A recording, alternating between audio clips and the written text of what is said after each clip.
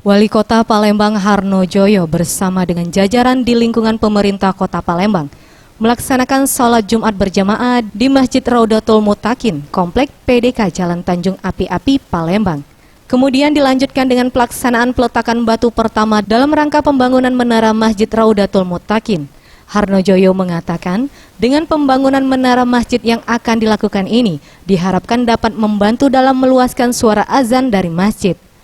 Pembangunan menara atau masjid memang bisa dilakukan, namun yang lebih penting adalah membangun minat masyarakat untuk meramaikan masjid dan musola. Diharapkan kepada tokoh masyarakat dan pengurus masjid dapat ikut memotivasi masyarakat meramaikan masjid. Tapi yang sangat kita tekankan, membangun menara bisa, bahkan masjidnya bisa kita. Tapi yang paling penting adalah kita bangun manusia. Bagaimana supaya masyarakat berduyun-duyun untuk masuki musola.